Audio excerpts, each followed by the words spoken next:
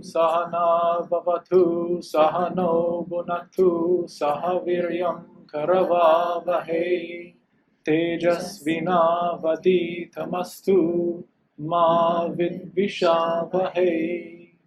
Om Shanti Shanti Shanti.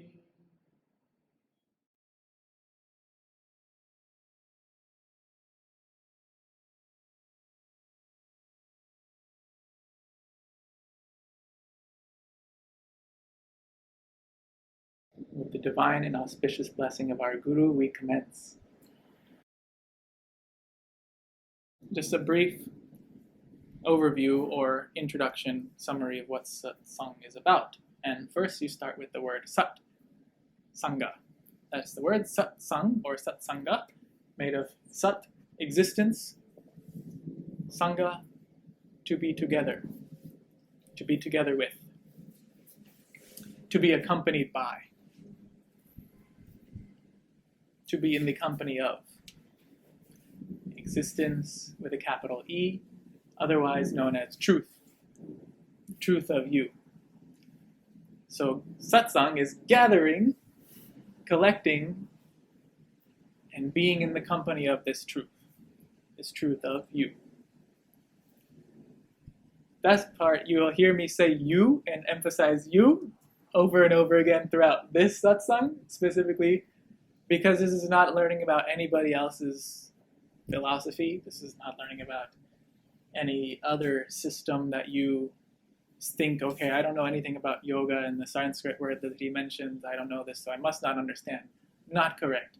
This satsang is about your experience already of life.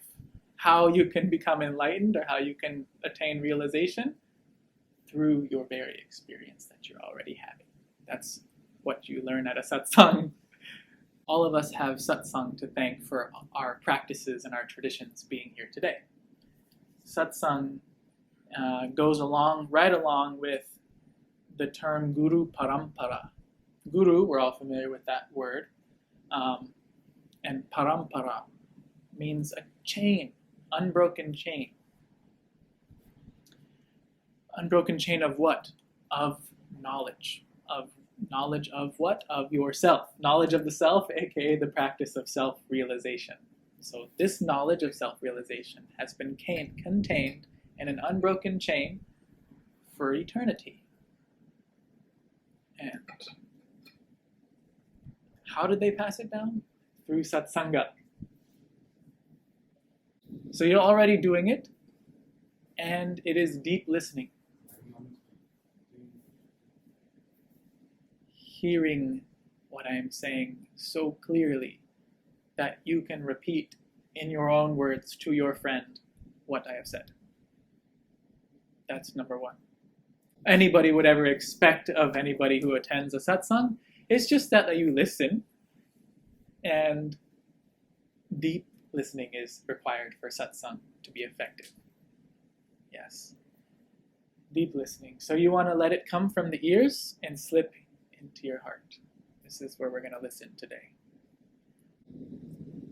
Second practice of satsang is reflection. Reflecting on what the teacher has spoken or said and taught. Understanding it, truly understanding it for yourself. So not believing. Belief is important. Faith is important. We'll set that aside for now. Everything I say should be registering with your common sense, with your intellect. And the last part is meditation.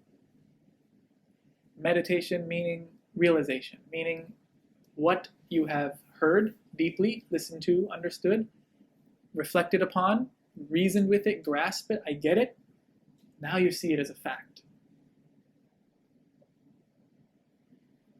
This is the process of satsang at all times, and it culminates in realization, the final realization. What do the masters say about satsang? Well, they say one thing over and over and over again, and that is never miss a satsang. That is what the masters echo throughout the ages. Never miss a satsang. Satsang is the most vital component to our spiritual practices. Keeps you in the practice. Necessary for spiritual advancement is physical purification. But satsang teaches you how to have this enlightenment at all times. When? Right now. Right now. So the conventional religions, if you will, are safe in the fact that some of them, most of them, guarantee you happiness and ultimate bliss and satisfaction in heaven. Not here. This is for suffering souls.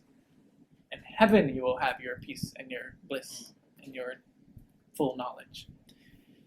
These also, conventional religions are also safe in the fact that they say, not now, but after death you have heaven, right?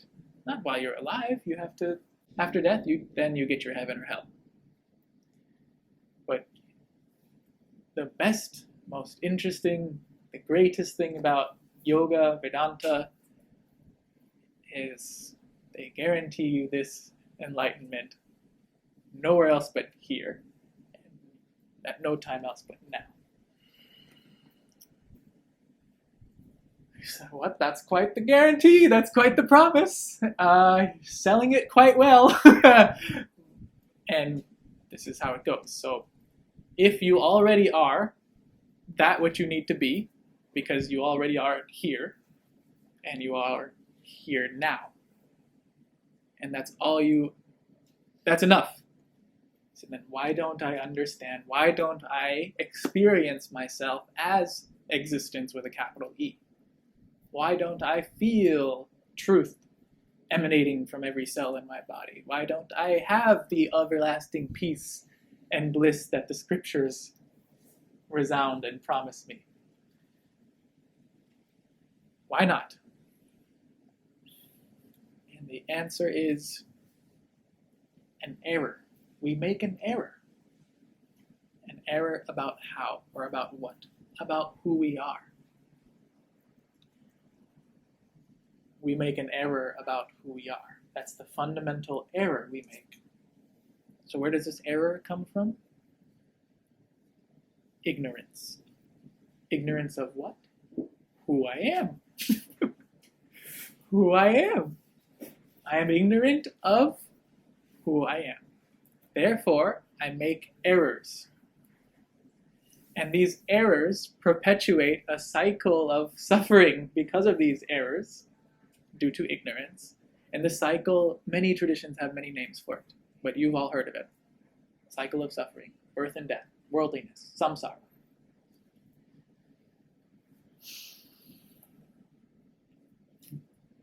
And then somebody invites you to satsang. So, satsang, never miss a satsang. That's all the teachers, they talk about. Never miss a satsang. Keeping this in view. This truth, this absolute truth, the name is called Brahman. And you can take any other name for it. You can call it cat if you want to call it cat. Brahman is the name the rishis chose. Who are the rishis? One rishi in physical embodiment is here. Guru by the name of, the Pujyatman by the name of Sri Swami Jyotirmayananda. He is a enlightened being in earthly dimension, in physical form. It used to be that you had to go lots of places far, far away to go see your guru or find a guru. He's in South Miami. So, yes. Yes, you are ready. That is why you are here. If it's a doubt, let it clear up right now.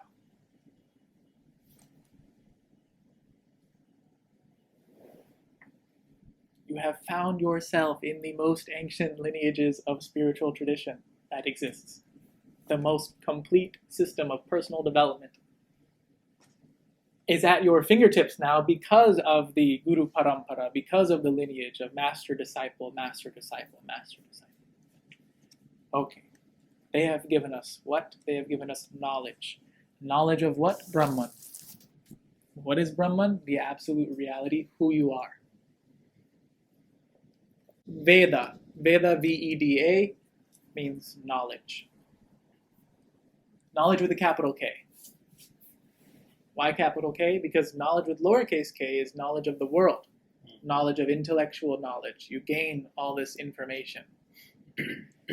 Knowledge with capital K, Veda, is the knowledge after which there is nothing to know. This definition of knowledge in yoga. True knowledge is not knowledge that makes you proud. We have plenty of that, right? It's knowledge that makes you humble. It's not knowledge that teaches you about the world, it's a knowledge that teaches you about yourself. And that's why they say there is no higher knowledge than knowing the self. Raja Yoga, familiar with that? Raja Yoga, Raja, kingly or highest. This is what it points to. It requires you to have dedication. It requires you to have perseverance. It requires you to have discipline. So the people find that hard, especially in this age, where we have so much more distraction. So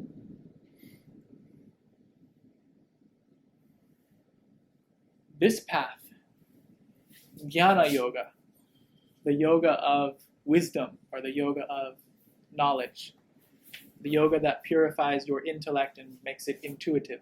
You just need to see. You just need to see. See clearly. That's all. That's what we're going to do today, is see. See and hear here in your heart space. You don't need the eyes of the flesh.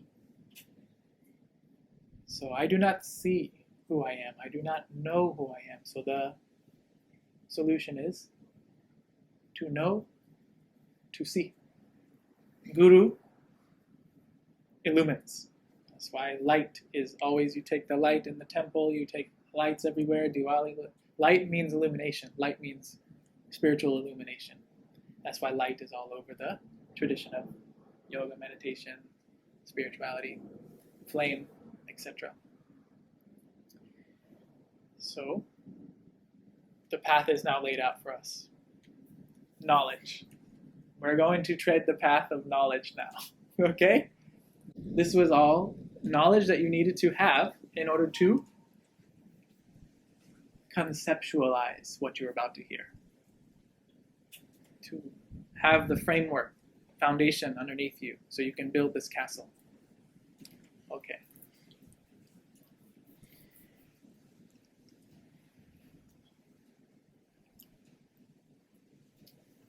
Long time ago, and even now, the practice that this knowledge is coming from is called yoga, but originally it was called Sanatan Dharma, is called Sanatan Dharma. Sanatan Dharma, Sanatan Dharma. That means eternal duty. That's the original name of what we know as Hinduism. Because people ask, does yoga come from Hinduism? Does meditation, the whole meditation is found within the practice of yoga, and the question is, does yoga then found within Hinduism? And the answer is yes and no. Because no to Hinduism, because that's not the name for it. Sanatan Dharma is the name for it. Yes, it does come from Sanatan Dharma. What does this mean? Eternal duty. So, okay. Internal religion that you have. That's called Dharma. That's what we're all seeking. Seeking unconsciously or consciously. What do I mean by seeking it unconsciously? All souls are evolving toward Dharma at a gradual, steady rate. Some of us are taking that into our own hands and pressing the express button. Practice of yoga, meditation makes this evolution, enlightenment, self-realization quicker. And what makes it painless or more enjoyable is having a teacher who's been through the very same pitfalls and obstacles that you will go through. Profound knowledge. Sanatana Dharma, Veda. The Rishis gave us the Vedas. The Rishis are the enlightened beings. That word Rishi, it is a Sanskrit word, and it has two definitions. Easiest definition you can understand is ancient seer. Capital A, capital S, ancient seer. Another definition is one who flows, because Rush, RSH, the root, means to flow beyond the mundane world into spiritual illumination, by means of spiritual illumination. Rishi, one who flows beyond the mundane world by means of spiritual knowledge, spiritual illumination. We get the knowledge from the Rishis. The Upanishads, and more specifically, the Mandukya Upanishad. Mandukya Upanishad. This Upanishad, Mandukya Upanishad, is the Upanishad we will be dealing with today. In the entire Vedas, you have 4 Vedas. These are hundreds of thousands of verses in these tens of thousands of pages of the Vedas. In these Vedas, 4 Vedas. First, the mantras, the hymns, the nectar. The mantras, the hymns, powerful incantations, right? Powerful utterances. Brahmanas, the commentaries on those samhitas, on those core heard scriptures, heard messages, are the samhitas, commentary on those, brahmanas, rituals or ceremonies, aranyakas, finally Upanishads. Upanishads, fourth subject, fourth aspect of the Vedas. Each Veda, each of the 4 Vedas has these 4 inside of each. The Upanishads. What is another name for Upanishads? Is Vedanta. This Vedanta. That is a synonym for Upanishads. So I recognize Veda in here and Anta in there. So you know what Veda means? Knowledge, capital K. Knowledge after which there is nothing to know. Anta meaning end or highest.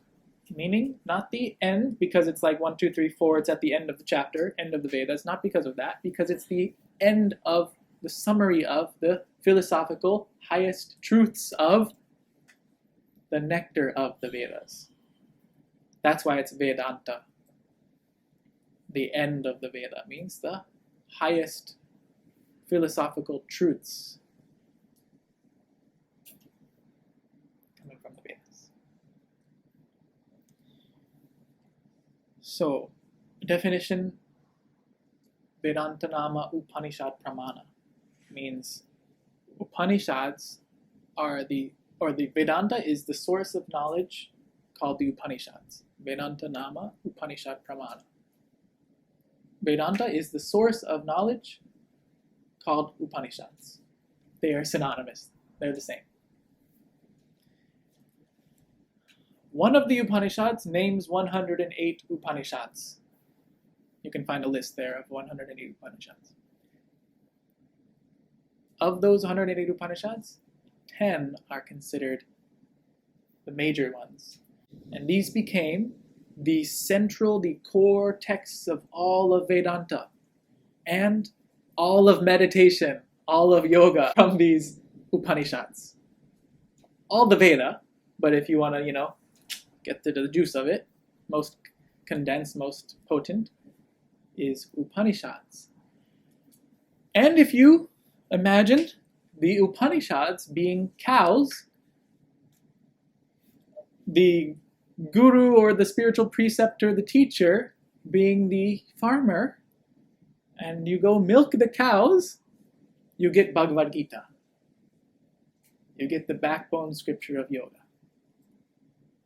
The one text that all yoga practitioners from now until past and until future will share the Bhagavad Gita.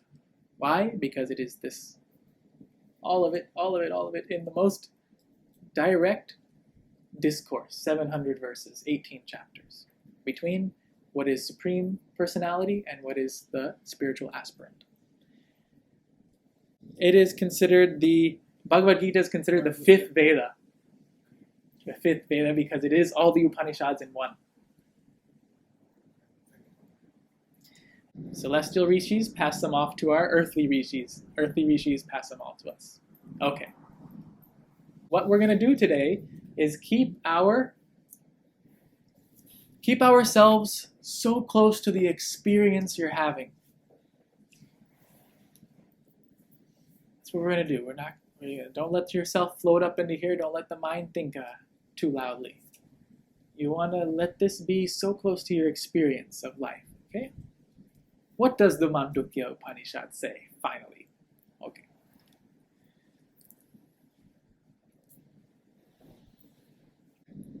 Mandukya Upanishad. To point to what the Mandukya Upanishad talks about. Stories like this, Janak Raja. Janak is the name. Raja is a king. He was no ordinary king. He was a wise king. He was an enlightened spiritual seeker king. And in India, you learn by your grandparents and by your parents to idolize good in a good way Janak Raja. He had good virtues.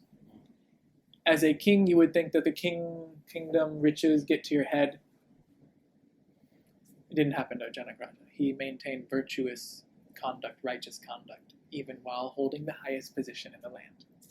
So Janak Raja takes rest in his palace. And all of a sudden, he hears a noise on his door, barges in his guard or his sentry. And assistant says, "My king, wake up. We got to get up. The enemy has come to our gates. We must put on our armor and fight the war."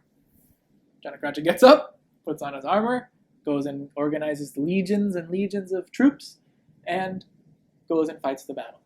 In the battle, bloody war, Janak Raja's army gets defeated. Whole army.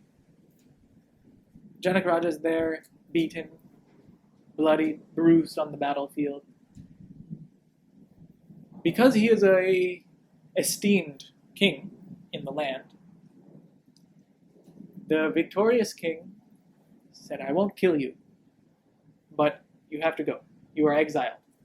So Janak Raja, no longer having any chariots or any horses or any camels or oxen, nothing, has to walk out of his kingdom. As he's walking, he comes across his former subjects, who he used to rule over with kindness and compassion. They liked him, and he liked them, and asked them for help, food, water.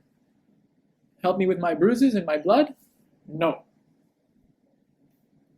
Not even his former subject. They said, "No, I'm sorry, we can't help you because the new king, he may punish us for helping you. We don't want to get in trouble." So Janak Raja keeps walking, and he crosses over from his own kingdom, former kingdom, to the new kingdom, sees a line of people waiting for food, begging for food, and he goes and stands in line, waits and waits. Finally, it's his turn, and gets to the front of the line, and just then, food is over. Food is finished. Yes. So, can you imagine, right? After fight a war, you lose the war, you have to walk so far, nobody helps you, stand in line, wait in line, no food anymore.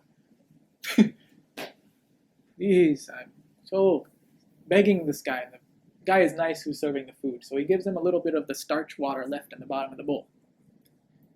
Just a little bit of starchy, watery. It's something.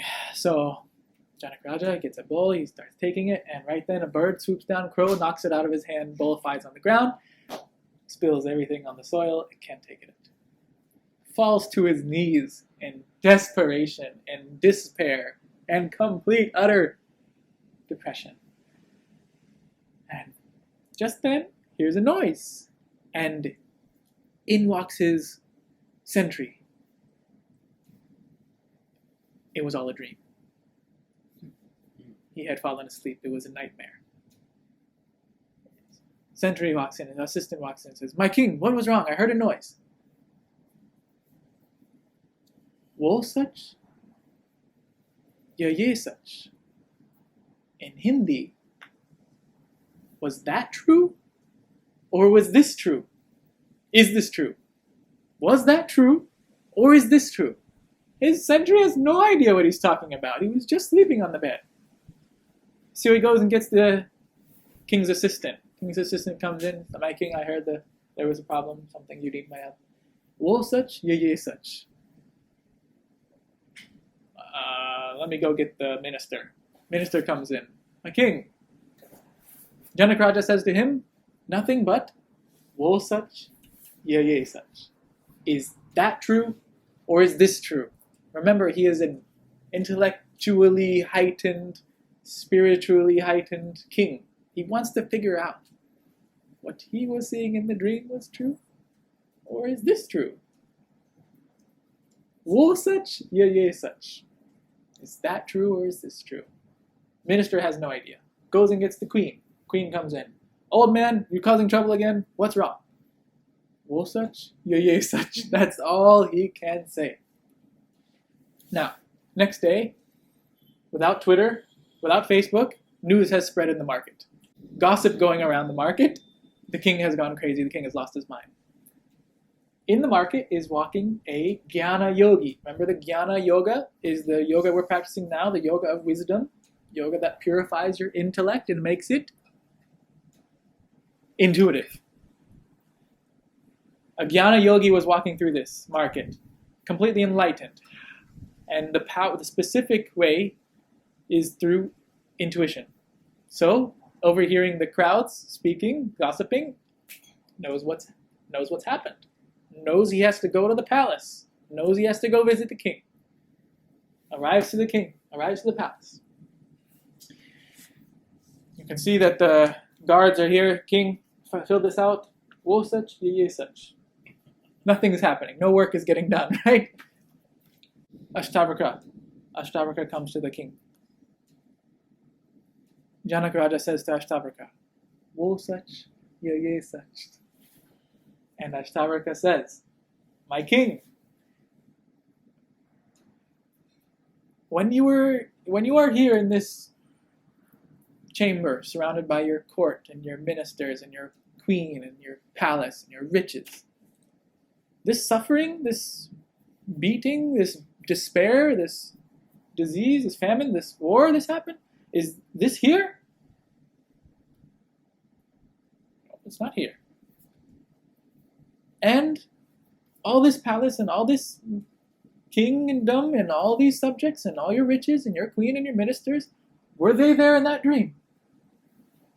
When you were beaten on the bloodied in the battlefield, bruised and depressed, starved, hungry, was all this here? There? Was all that there?" No, it wasn't there. Told Janak Raja, "Na ye such, na wo such." Neither that is true, nor this is true. Na ye such, na wo such. Neither the dream is true, nor this is true. So your next question, all of us should be asking ourselves already, is nothing true? Does that mean nothing is true? Nothing is having any substance. Janak Raja, when they're talking to each other, Janak Raja and Ashtavakra, nobody else around them knows anything what they're talking about. Just Ashtavakra and Janak Raja know this. Ashtavakra knows what happened in his dream. Ashtavakra says to Janak Raja, when you were in the battle, lost the battle, beaten, bruised, blood, defeated, were you there? Were you not there? Were you there experiencing? Did you see that? Now you know it's false. Okay, that's false. But it was a dream. But were you there or not? Yes. Yes, I was. I was experiencing. I saw it. And now here, amongst your queen and your ministers and your palace and your riches, are you here? Do you experience this? Do you see this? Yes, I see this. I am here. I experience this. To Janak Raja, na ye sach, na wo sach, tum hi sach. Neither that is true, nor this is true. You alone are the truth. This is the meaning of the Mandukya Upanishad. This is what we will try to understand in the Satsang. All of the Mandukya Upanishad points to this reality. No such, no ye such. Neither that is true, nor this is true. Tum hi such. You alone are the truth. Now, let's see. We shall see how this happens. The Mandukya Upanishad says you have 4 parts. You are 4. Of those 4, 3 are false. 1 is real. What are my 4 aspects? Well, what are the first 3? Waking. Hopefully all of us are awake right now, right? Waking state. Waking consciousness. 1 aspect of us. Dream. We fall asleep at night, we dream. Number 2, dream. And 3rd, when we have no dreams, deep sleep. You fall into deep sleep, no dreams, no body, no mind, no dream world. You have a deep sleeper. So here are your first 3. Waker, you are 1 waker. Then you are the dreamer. Then you are the deep sleeper.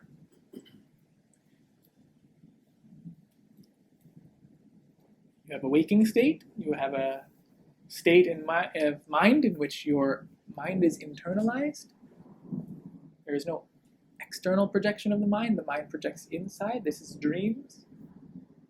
And you have, when that projection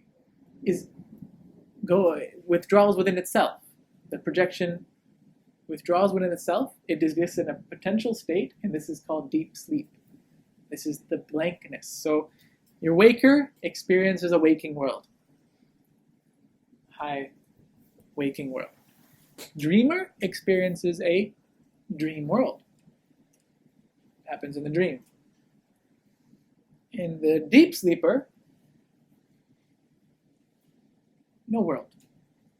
A blankness. But you have to understand something about this deep sleeper, is that it is not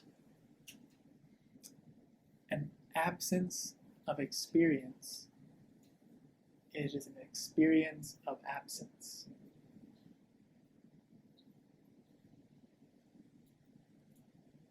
Because you slept so soundly, slept like a log, didn't know a thing. All this exists in every language across the world. These expressions that I slept, didn't know a thing, I slept so peacefully, so happily, right? Knocked out, this kind of thing. No dreams. Blankness. It is not the absence of experience, it is the experience of absence. Okay. 4th. You have 4 aspects. 3 are false. 1 alone is real. What is the real? This is number 4. Word is called Turia, or Chatushtam. But this is easier. Chatushtam is what the actual Mandukya Upanishad uses. Chatushtam. And Shankaracharya's guru's guru used Turia, and that's why we use Turia now. In this waking state, your experience is what? I experience a body. I experience a mind. I experience the waking body and the waking mind in the waking world. Waking world. Who is experiencing it? Turia. You. Okay, so Turia, don't get scared by this term. Turia means you! Exclamation point. Okay? Turiya is you. Turiya is your absolute consciousness. What does Turiya mean? It means literally fourth. It doesn't mean ghost. It doesn't mean spirit. It doesn't mean God. It means fourth. This is it. This is the word.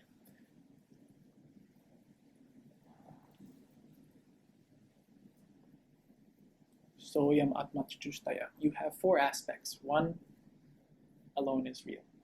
Three are false. You just saw who... Really, Mandukya really hasn't even started teaching yet. It's just you have to see first before we go anywhere else. You are experiencing this waker's body and waker's mind, and you are also experiencing this waking world. Both are appearing where? In Turia. Turia means you. You alone are the truth. Awareness with a capital A. Dreamer. In the dream, my body's here on the bed. But for the dreamer, remember this is a subjective experience. We take on a dream body, the dreamer, and the dreamer experiences a dream world. Who is aware of the dreamer? You know already. Turia. Turia is shining there within your dream, illuminating both the dreamer and the dream world. How? How would you be aware of it?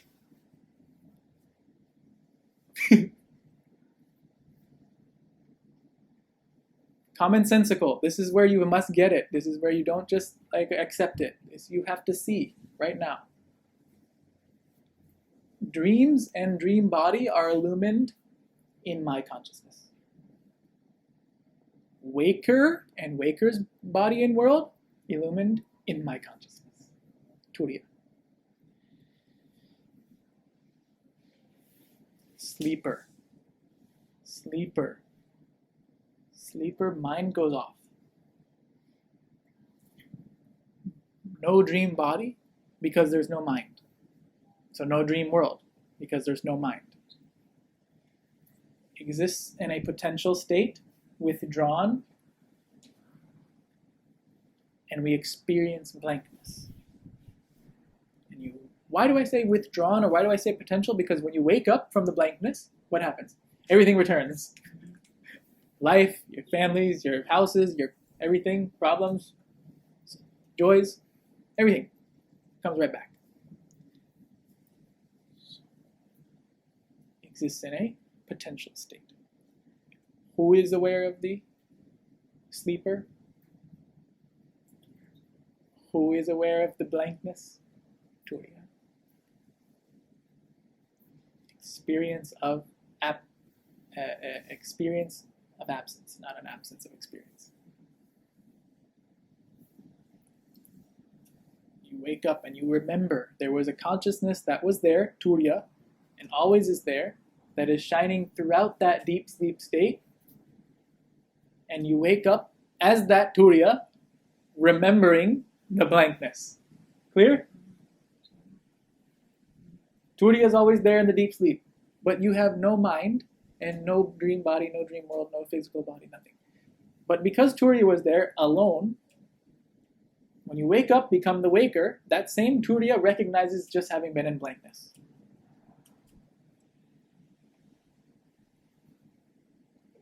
Clear? You are the fourth. First part of the Upanishad says, Om is all. This is Om, that is Om. Om will forever be. That's the first mantra of the Upanishad. Then it goes into Soyamatma Chatushtaya. You have four aspects. And when we say negate the reality, dreams, you experience the dreams, right? He was there. Janaka-Raja was here in his palace and in the dreams. They're real in an apparent sense. They're real in an apparent. Means they depend on something else for their existence. They come and go.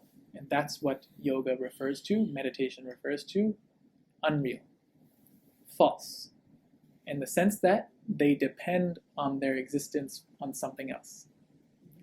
That is the definition of false that meditation and yoga uses. When the world is false, it means that the world appears and disappears just like your dreams appear and disappear, as if they were never there. Same. Beyond the mind. And you say, oh, great, beyond the mind. So how do I get there? Turia is shining through your mind. Turia, the real way, Turia is shining in and through all of these states. It is the fourth.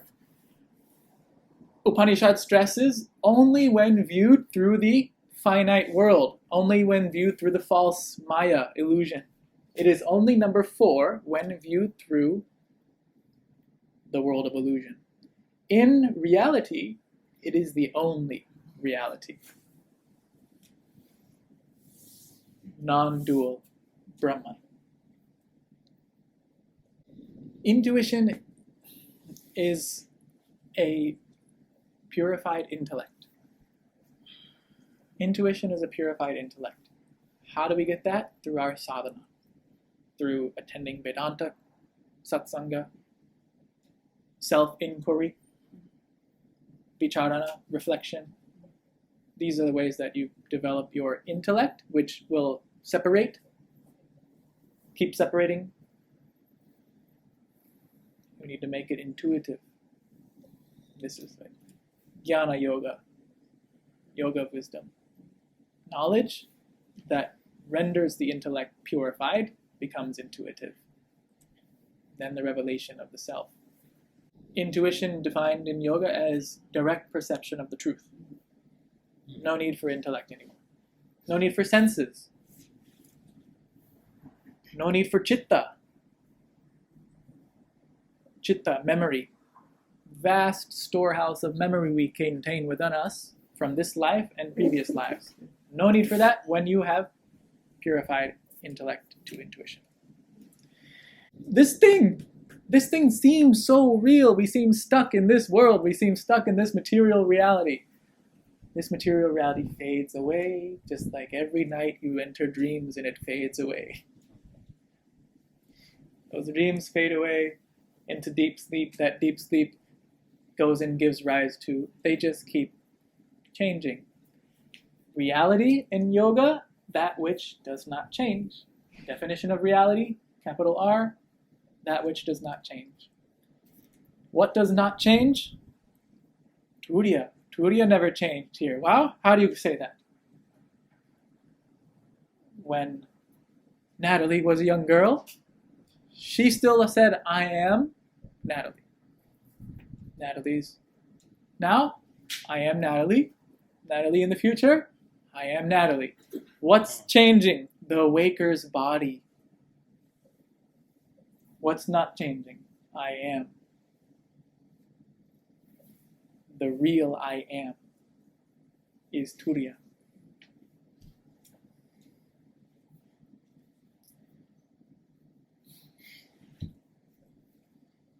Every dream you've had, consciousness has been there. Think about how much the mind changes.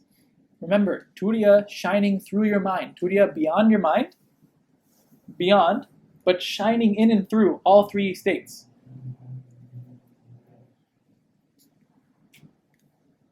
How much does the mind change?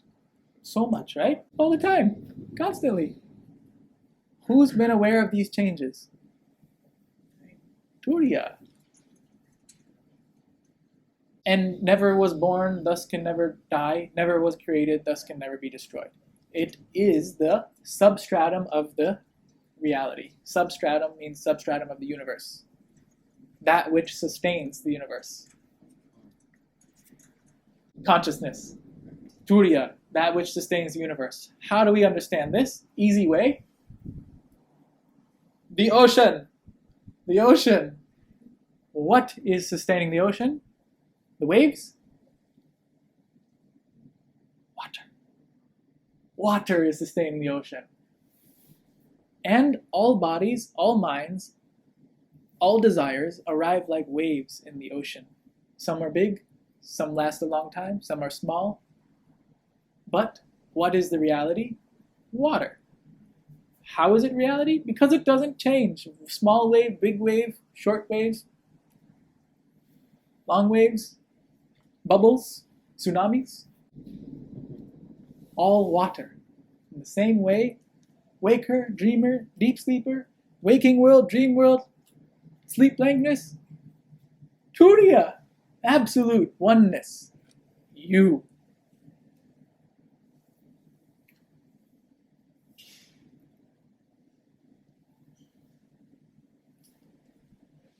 Mandukya is not saying later. Mandukya is not saying there. Mandukya is saying here, always has been, always will be. By the way, it's who you are. So we think it's something else that we have to learn and adapt ourselves to. I have to figure out how I'm going to get enlightenment and my job at this, balance my family, my responsibilities. It's a question of seeing. You don't have to go to the holy temple. Seeing. Seeing. Mandukya is just pointing out what's already happening in our lives. What's waking, what's dreaming, what's deep sleep for all of us. It's pointing out a reality, a truth. So the analogy of the water and the waves. We know ourselves typically as waves. Little ego, little personality, little mind, little body. I'm this one wave. I see other waves. Oh my gosh, he's bigger than me. I feel inferiority complex. Okay, I'm a tsunami. There's a bubble. Superiority complex, right? The problems arise. Birth, growth, death, decay. You just born and then you die. And is that the purpose of life? Or is there something reality to it? Is there something I'm not seeing when I just think I'm the wave? Yes, the wave does not know itself as water. Wave thinks I'm wave. Wave thinks I was born at this time in this place. Wave thinks it's separate from all other waves. When wave has Brahmagyan, has self-realization, wave knows itself as water and one with all other waves and all the whole ocean, universe. Self-realization.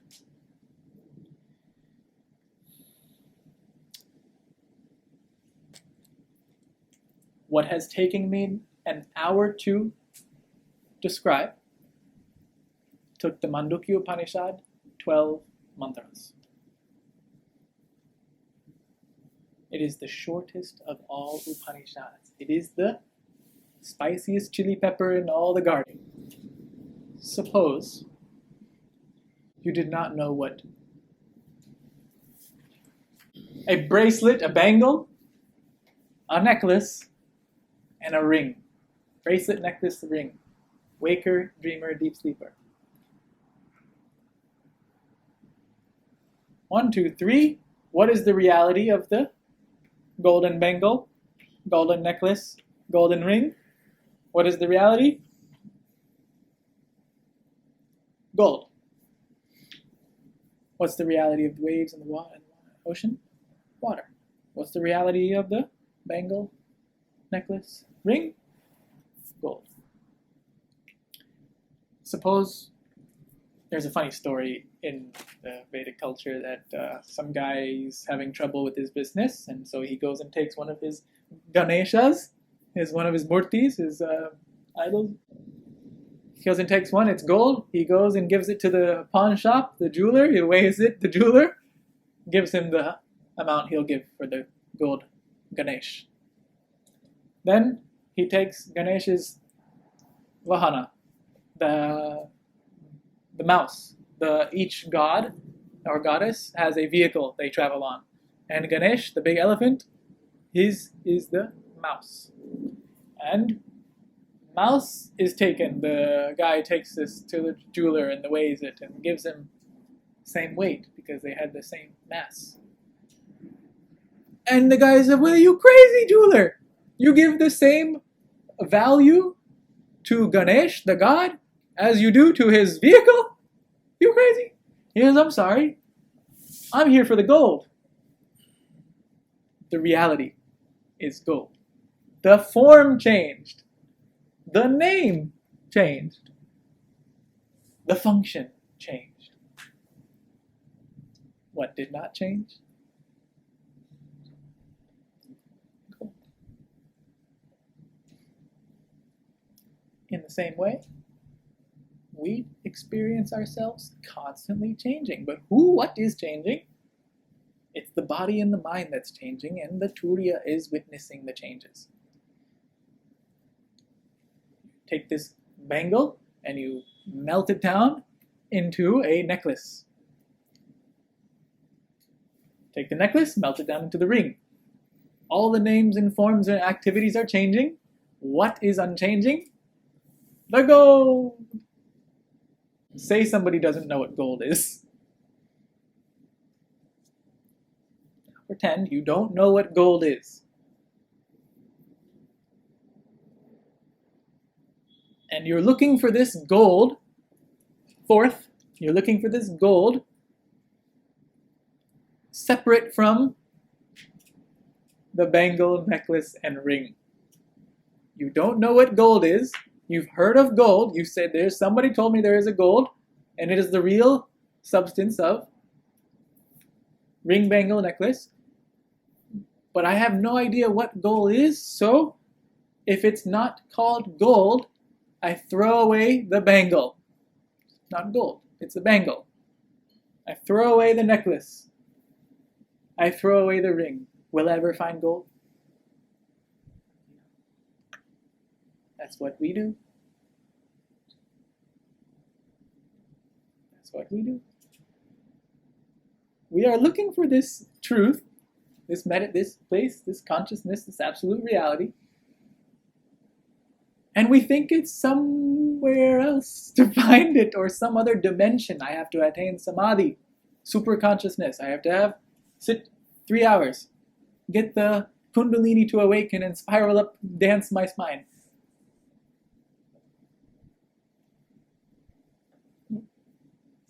Gold, always.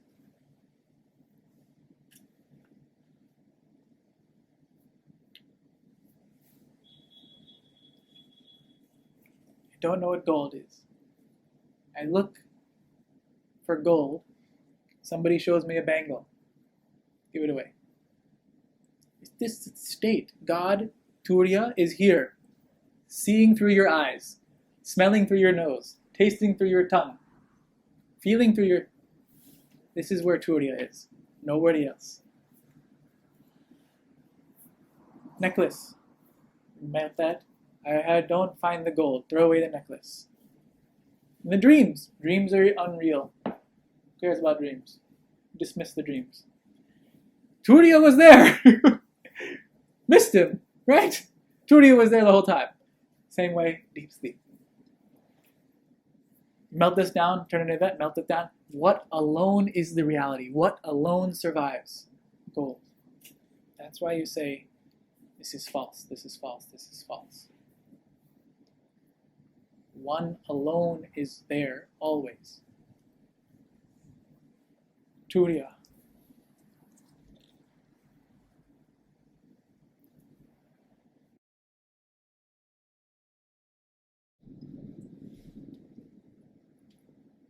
From Brahman proceeds Maya. And what is Maya? It's this illusion. It's this appearance of duality. That's it. That's all Maya is. Maya, it means cosmic illusion. It means cosmic illusion. It means divine potency proceeding from Brahman. But what you can understand it as? What causes me to see all this is? Separate things, separate forms, separate names, separate activities. That's the cosmic illusion of Maya.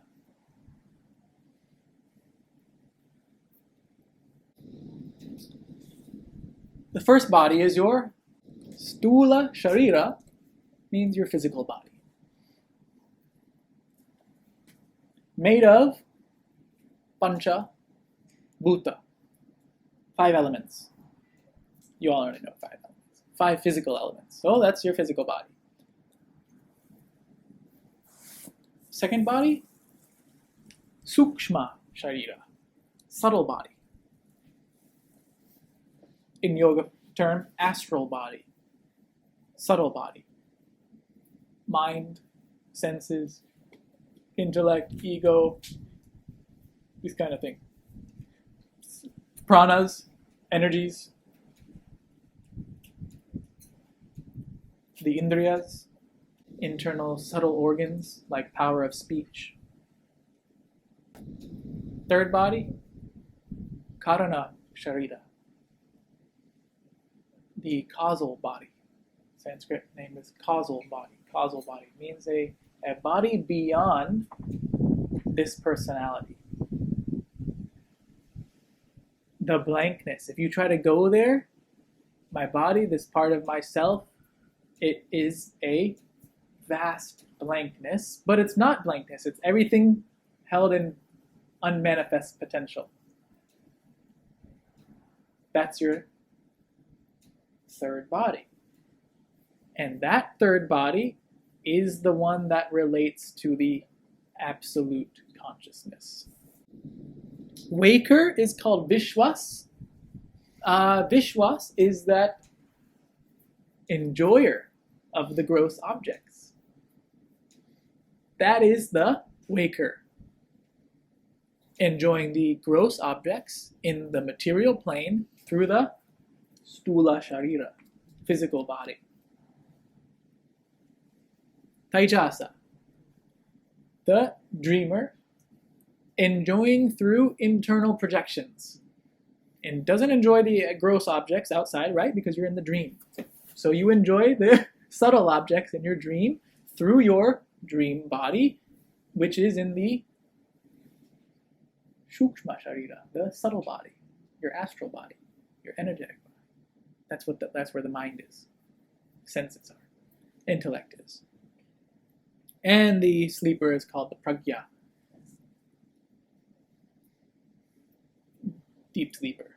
Pragya, knowledge, is contained here in the potential form, unmanifested. Enjoyer of the bliss of blankness. First one enjoyed the gross objects, material world. Second one enjoyed subtle objects, which are thoughts and experiences in your dream. And the third one, Pragya, is enjoying the bliss of ignorance. It's the enjoyment that this Pragya receives by having blankness. Why is it enjoying? Because it's withdrawn into its causal body, causal form.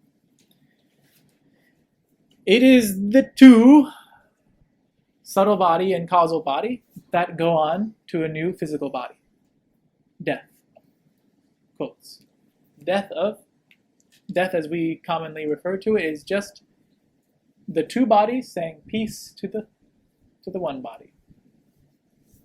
The subtle body and the causal body saying thank you, physical body, for doing your work, for allowing me to play and learn and experience and evolve the soul.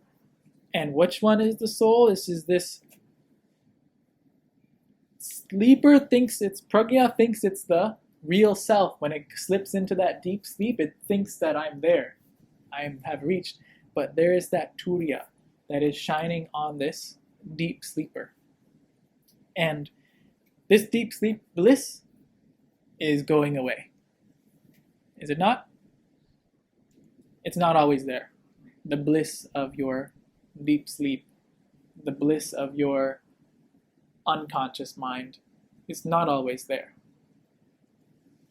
It goes through the changes, through the 3 states, like always. This Turia, always there. This waker experiences a waking world, a physical world. physical plane. This is a second part of the satsang starting now. It's learning now what Om is, and now it begins. The Mandukya Upanishad gave us one method by which we can realize ourselves. When you don't have to do the hour of satsang before, you don't have to do the 20 years of Raja Yoga purification, you meditate on Om. Om, spelled in Sanskrit, A-U-M, and the are the matra. So, A plus U plus M plus Arda Matra means half syllable. It refers to silence after the Om. A represents the waker, the waking world, the waking body, the material plane, the physical universe. You, the dreamer, the dreaming world, the subtle body, and the subtle universe. Universe in which your mind is. Universe is called Virat in waking consciousness. Virat is the name of cosmos in the physical form. Hiranyagarbha, cosmic mind. Cosmos in the mental plane, subtle plane. And Ishvara, cosmos in the causal plane. And then M.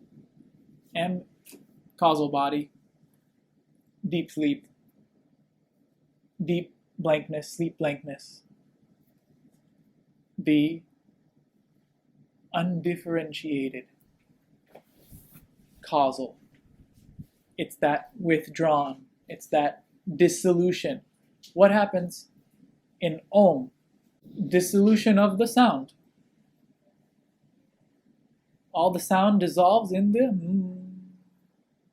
showing you the last syllable of Om. A-U-M means the deep sleeper. The deep sleeper experiences the dissolution, the blankness, when the mind and personality, everything of the subtle body and physical body, retreat into that blankness of potentiality. M. Arda Matra, half syllable. Silence represents Turia. That's what we're concerned about. When we chant Om, silent syllable points to you, Turia.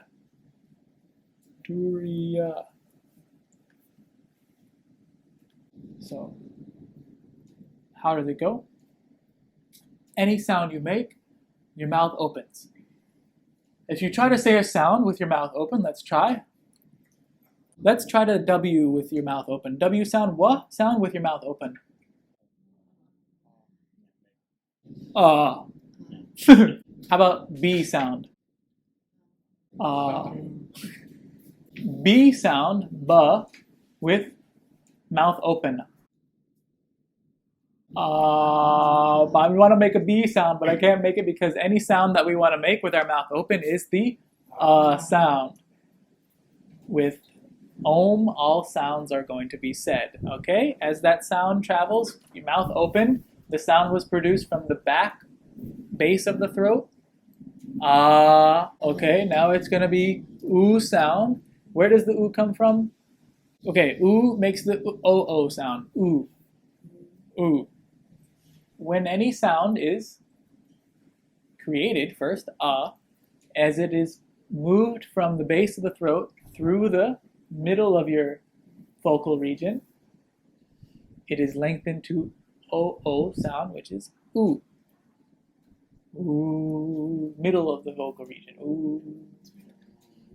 And then finally, any sound you make with your mouth closed makes the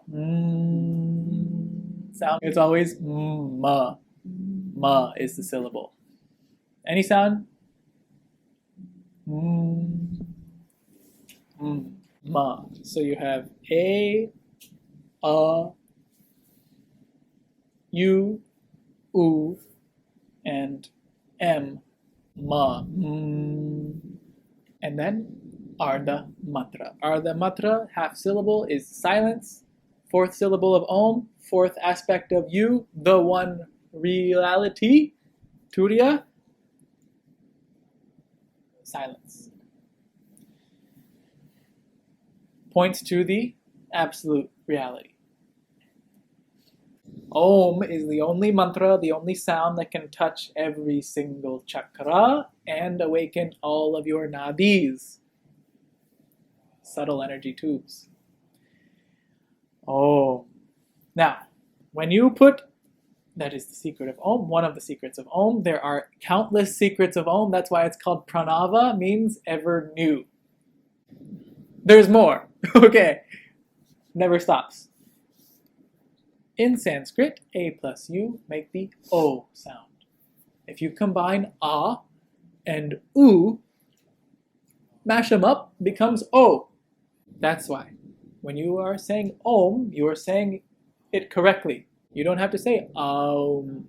You say Om, you got it. Because of Sanskrit grammar. A plus U, A plus U makes the O sound. You can do your Om Upasana, you can do your Om chanting with emphasis. You can do special emphasis on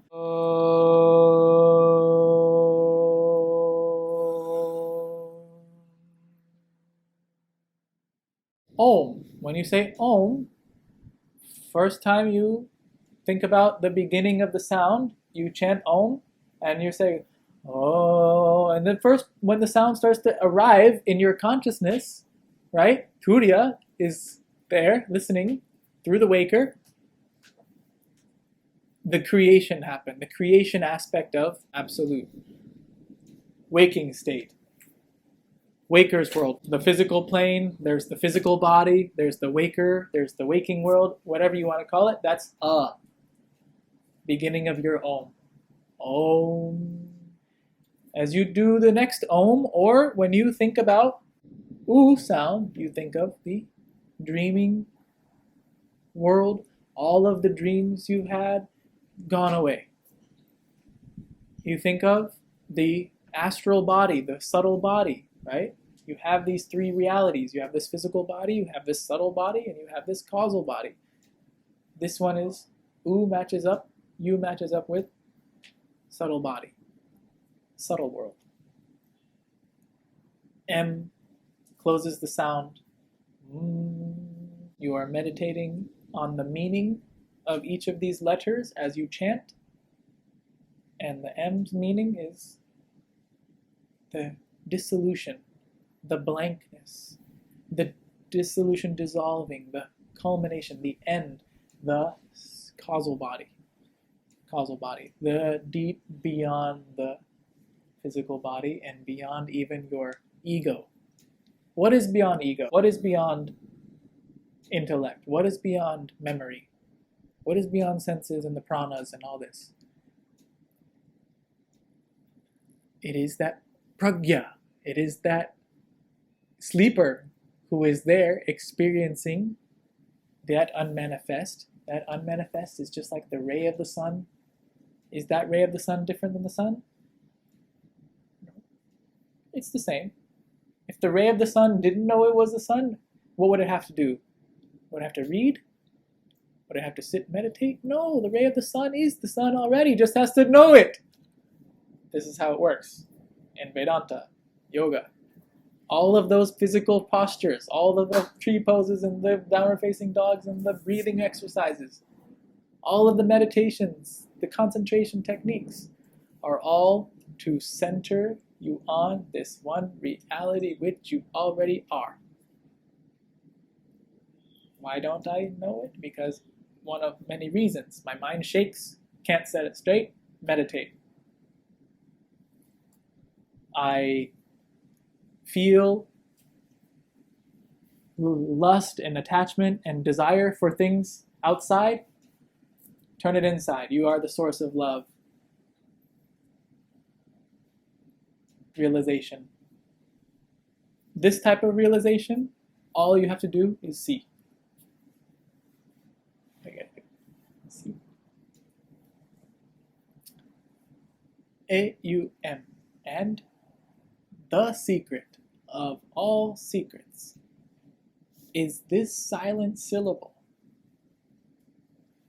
When we say Om and we properly meditated on the meaning as we were chanting, with feeling that you are connecting with all three states, feeling that you are connecting with all three knowers, the waker, the dreamer, the sleeper, connecting that you are one with all worlds, waking world, dreaming world, deep sleeper's blankness, the feeling that you are one with all because you are one with all. How do you know that? By the silence after the Om. You, the Turia, are conscious of the silence. This points to your absolute reality. Not the A, not the U, not the M, but all of it together, properly understood with the secret of Om, is that silence. Who's listening to it? You alone are the truth.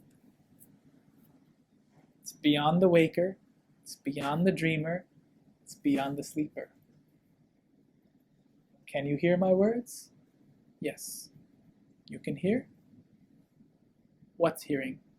Ears, eardrum, going through, feeding to the brain. Does the brain have my words in your brain? Or is it something else? Are they somewhere else? Means, is every word that I've ever uttered in this satsang, are they all smashed into your brain somehow? No!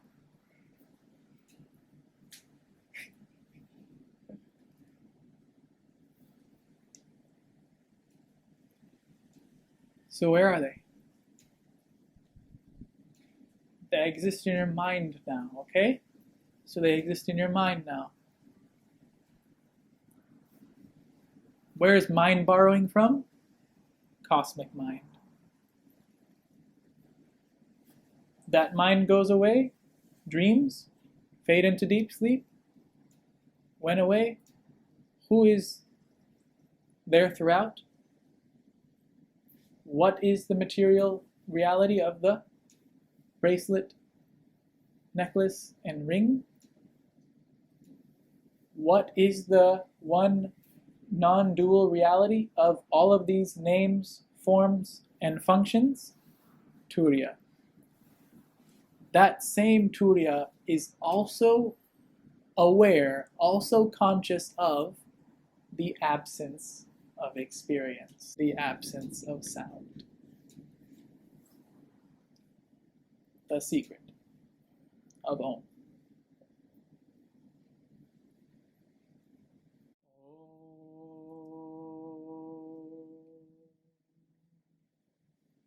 Purnamada Purnamidam Purnat Purnamudachyate Purnasya Purnamadaya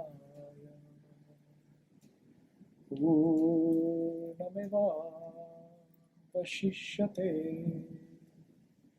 Om Shanti